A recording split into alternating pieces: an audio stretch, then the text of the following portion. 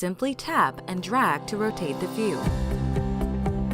Single tap in the direction you want to go. If you have trouble getting somewhere, click on the ring closest to where you want to stand. The icons on the bottom allow you to change view. The 3D overview allows you to view and manipulate a photorealistic 3D model of the house.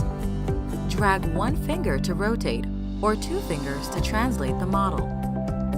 Some properties may have a highlight reel or guided tour with them.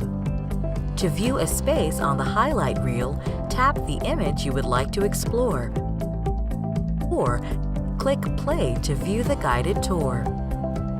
From your computer, use your mouse or keyboard to navigate the property. Click and drag to rotate the view, or single-click in the direction you want to go. Click on the icons to change views.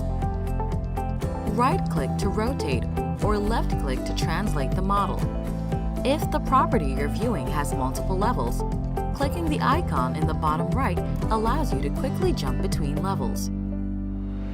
You can also use your arrow keys to navigate the model like you would in a video game. Advanced users can also experiment with using these alternate keyboard controls.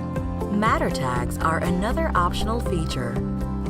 To view a matter tag, click on the blue circle to reveal the related content.